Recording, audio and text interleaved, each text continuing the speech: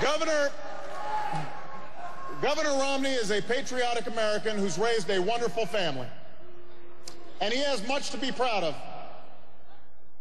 He's run a large financial firm, and he's run a state. But I think he has drawn the wrong lessons from those experiences. He sincerely believes that if CEOs and wealthy investors like him make money, the rest of us will automatically prosper as well. You know, when a woman in Iowa shared the story of her financial struggles, he responded with economic theory. He told her, our productivity equals our income. Well, let me tell you something. The problem with our economy isn't that the American people aren't productive enough. You've been working harder than ever.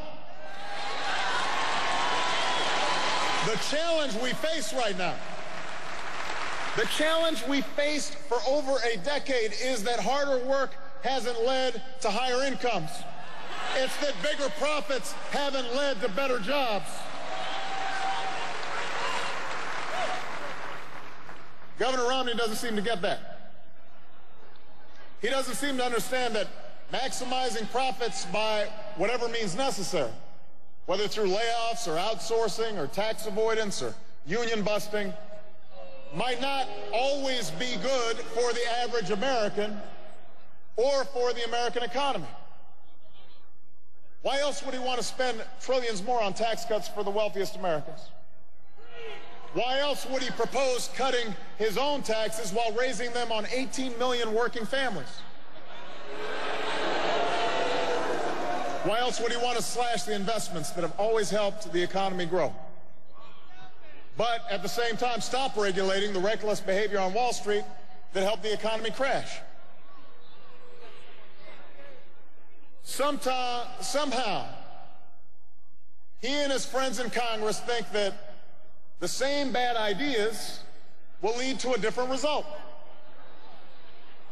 Or they're just hoping you won't remember what happened the last time we tried it their way. Well, Ohio, I'm here to say that we were there, we remember, and we are not going back. We are moving this country forward.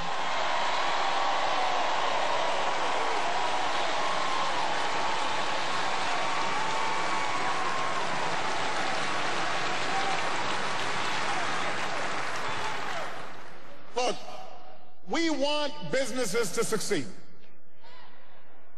We want entrepreneurs and investors rewarded when they take risks, when they create jobs and grow our economy.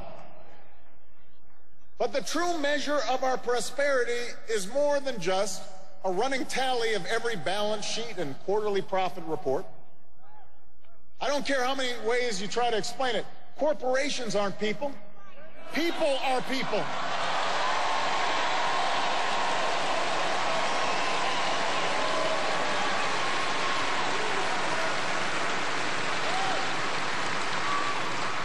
We measure prosperity not just by our total GDP, not just by how many billionaires we produce, but how well the typical family is doing, whether they can go as far as their dreams and hard work will take them.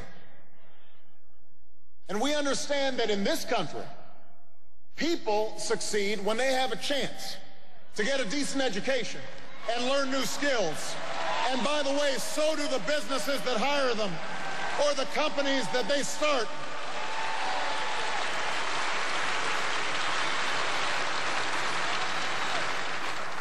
We know that our economy grows when we support research into medical breakthroughs and new technologies that lead to the next internet app or life-saving drug. We know that our country is stronger when we can count on affordable health insurance and Medicare and Social Security.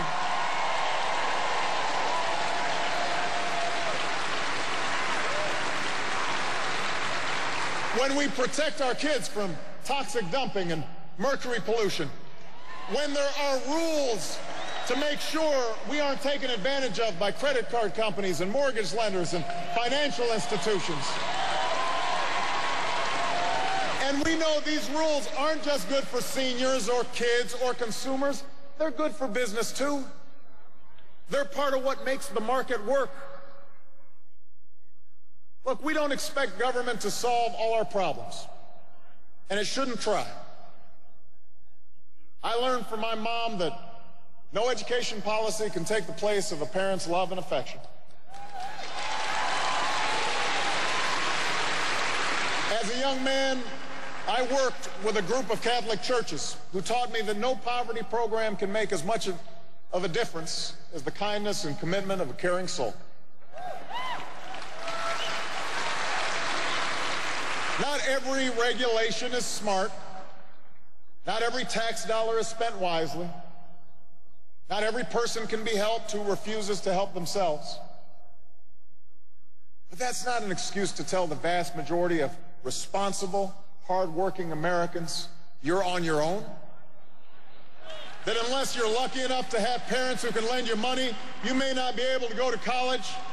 That even if you pay your premiums every month, you're out of luck if an insurance company decides to drop your coverage when you need it most. That's not how we built America. That's not who we are. We built this country together.